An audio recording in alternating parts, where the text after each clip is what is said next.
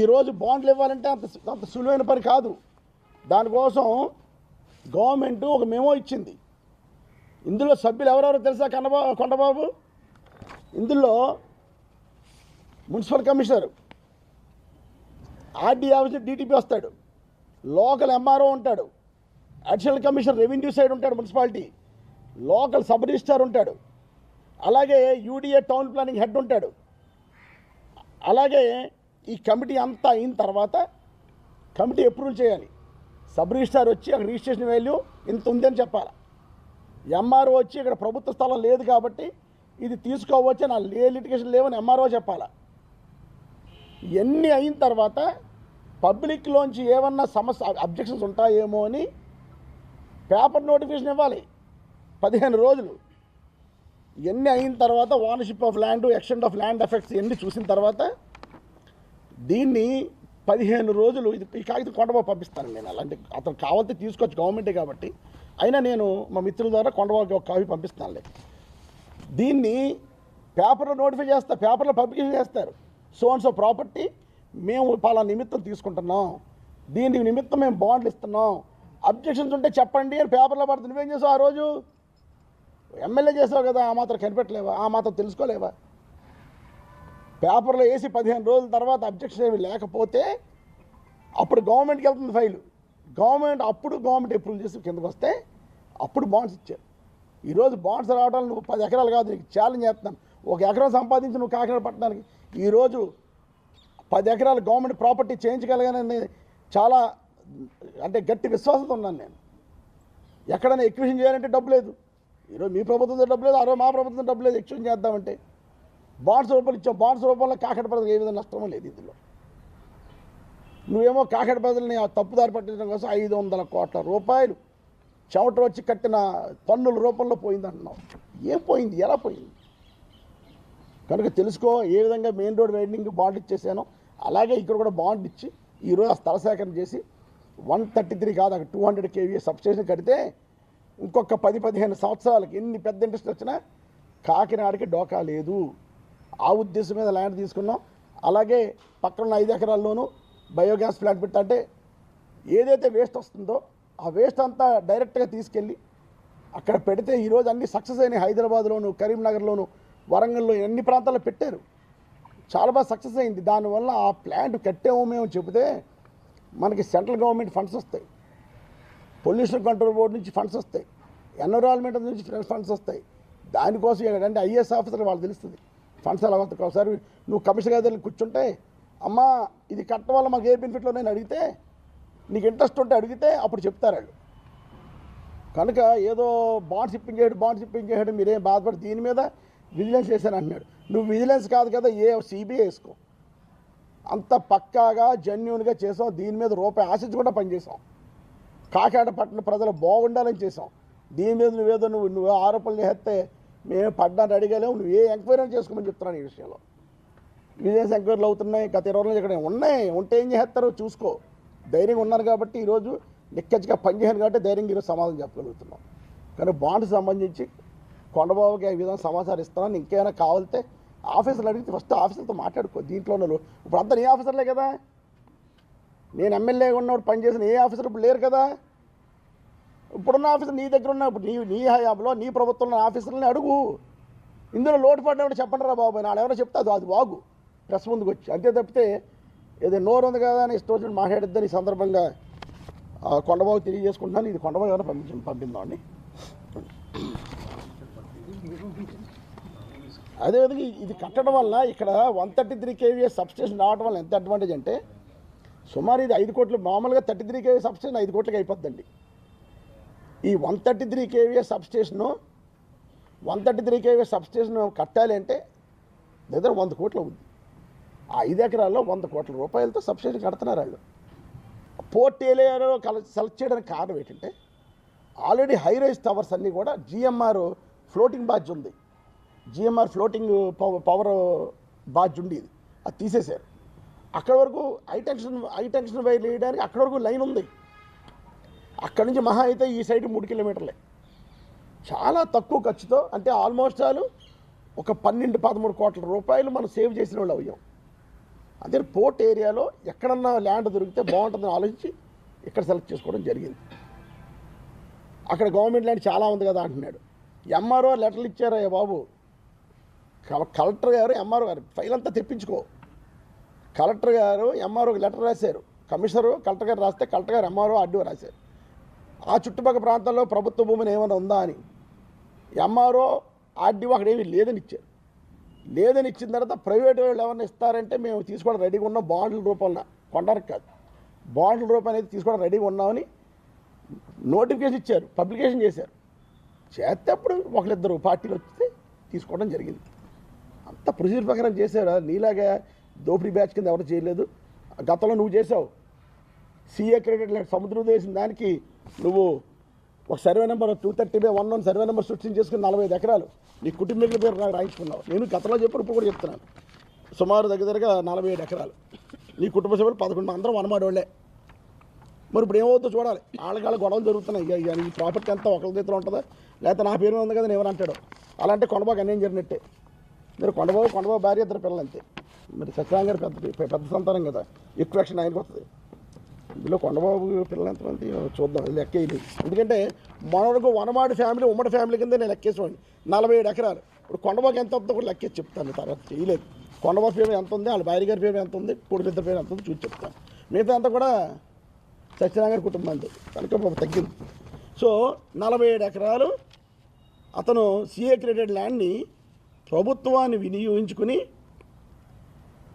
Passbook సృష్టించుకుంటే దీని మీద ప్రభుత్వం క్యాన్సిల్ చేస్తే కోర్టుకు వెళ్ళాడు మళ్ళీ మనోడు. నువ్వు ప్రభుత్వాన్ని అడ్డబెట్టుకుని చేసింది. ఏ రోజు ₹1 ఆశించకుండా పనిచేసినటువంటి మనస్తత్వం ఉన్నవాళ్ళు కనుక నువ్వు చేస్తున్నావు కదా, నేను కూడా ఆ టైప్ ఉంటాను, నువ్వు అనుకోవద్దు కొండబాబని. ఈ సందర్భంగా దీని సంగతి కూడా ఎలాగే ఇది కోర్టులో ఉంది, దీని సంగతి కూడా తెలుస్తాను. అలాగే నెక్స్ట్ ఐశ్వర్య గ్రాండ్ సైటు నేను బెదిరించేసి భయపెట్టేసి కొనేయని అంటున్నాడు.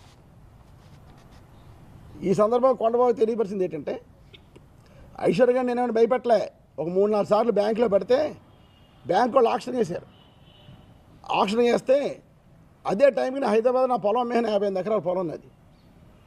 డబ్బులు ఉన్నాయి కదా అని ఐశ్వర్య గారిని కొన్నాను. అంతే చదివితే ఎవరిని దోపిడీ చేసి బెదిరించేసి ఎవరిని తీసుకోలేదు నేను. ఆ హోటల్ ఓనరు ఎవరైతే ప్రకాష్ అన్నవాడు ఉన్నాడో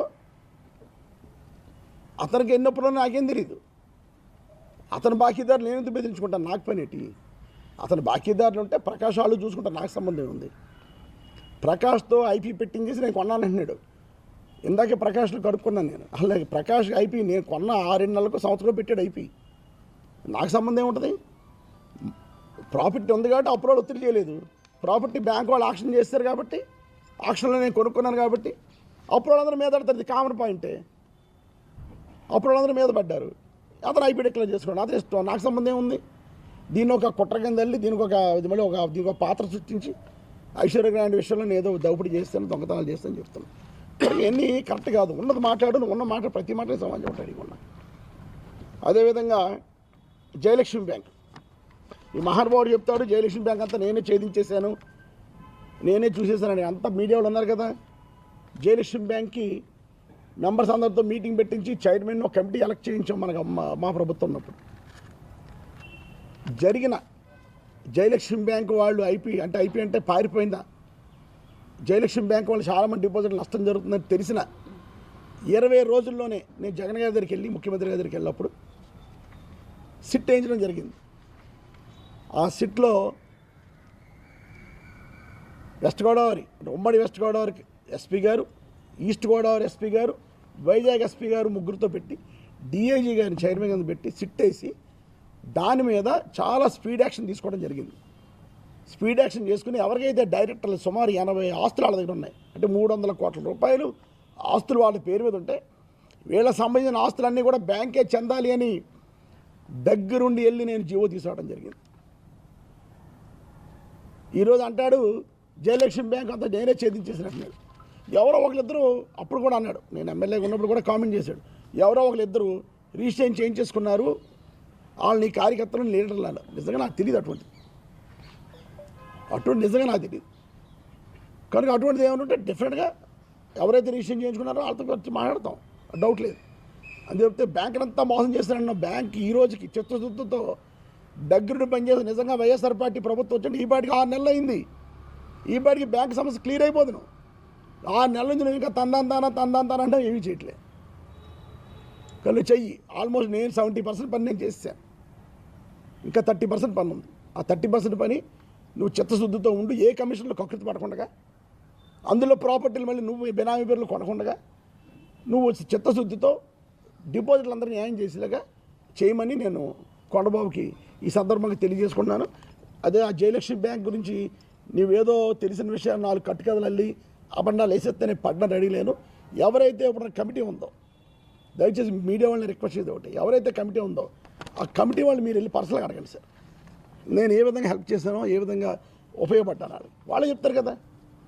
ఎందుకంటే వాళ్ళు ప్రెస్ మీట్ పెట్టి ఇందా మాట్లాడారు నాతో, ప్రెస్ మీట్ కావాలంటే చెప్తాం సార్ అన్నారు. వద్దన్నాను నేను. మళ్ళీ వాళ్ళు ఇబ్బంది పడతారు.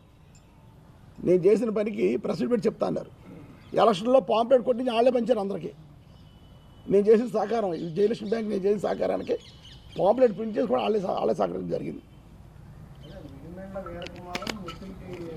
లాస్ట్లో మీరు అడిగితే చెప్తాను సార్.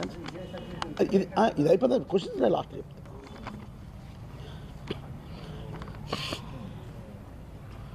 నెక్స్ట్ హౌసింగ్ 30,000 ఇల్లు శంకుస్థాపన చేశాడు కాకినాడలో. ముఖ్యమంత్రి గారిని తీసుకొని శంకుస్థాపన చేయించాడు. 300 ఇల్లు కట్టలేదు అంటున్నాడు. 2 సంవత్సరాలు కరోనాలో ఉన్నాం బాబు. 650 ఎకరాలు ఊహించుకో ఒకసారి కొండబాబు. 650 ఎకరాలు కరోనా ఉన్న 650 ఎకరాలు జెన్యూన్గా ఎక్వైర్ చేయించి హౌసెస్ స్టార్ట్ చేసి అక్కడ రోడ్లు వేయించి లైట్లు వేయించి అక్కడంతా ఎలక్ట్రికల్ సిస్టమ్ తెప్పించి ఒక ఇల్లు కట్టాలంటే సంవత్సరం పడేస్తుంది కదా స్వామి. ఇప్పుడు నీ ఇల్లు కట్టావు 5 అంతస్తుల మాట 2 సంవత్సరాలు కట్టావు నువ్వు.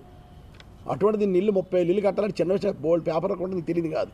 ఓకే 650 ఎకరాలు మేము ఎక్వైర్ చేసాం, బెనిఫిట్స్ని ఐడెంటిఫై చేసాం, ఇచ్చాం. నువ్వు కట్టు, నీకు 5 సంవత్సరాలు టైం ఇచ్చాం కదా, నువ్వు కట్టు. ఎన్ని కడతావు నేను చూస్తాను. 29,000 దగ్గర 30,000 మంది బెనిఫిషియర్లను ఐడెంటిఫై చేసి ప్రాబ్లం లేదు. ఈరోజు పెద్ద ప్రాబ్లం ల్యాండ్ సమస్య. దేవుడి దయ వల్ల ప్రజలు అదృష్టవంతులు కాబట్టి ల్యాండ్ కొనగలిగావు. నువ్వు కోట్లకి వెళ్ళినా కూడా, నువ్వు కోట్లకి వెళ్ళి పోర్ట్ ల్యాండ్ ఆపిన ఎన్ని కుట్రలు చేసినా దేవుడి దయ వల్ల ప్రజలందరూ కూడా అదృష్టవంతులు కాబట్టి ఈరోజు 650 ఎకరాలు నేను కొనగలిగాను. మేమందరం కూడా 650 ఎకరాలు మేము పట్టాలు ఇచ్చేసాం. మీరు దయచేసి మీరు ఏం చేస్తారంటే ఈ 30,000 మీకు కట్టండి, చిత్తశుద్ధితో కట్టించు. కమిషన్లు అడక్కు. నువ్వు 15,000 రూపాయలు అడుగుతున్నావు ఒక ఇంటికి. అక్కడ చెప్పింది నా కాంట్రాక్టర్లతో 15,000 అడుగుతుంటే కాదు బాబు అని గోడ పెడితే కనీసం 5,000 అని ఇమ్మంటున్నావు. ఇంతకీ ఇది ఒక పేదోడి ఇంటికి 5,000 నువ్వు తీసుకుంటే ఏమొచ్చేద్ది? ఎందుకంత చీప్ రాజకీయాలు చేయటం? తగ్గు, చిత్తశుద్ధితో కట్టిన ప్రయత్నం చేయి. కనుక నీకు 5 సంవత్సరాల్లో అప్పుడు 6 నెలలు అయిపోయింది.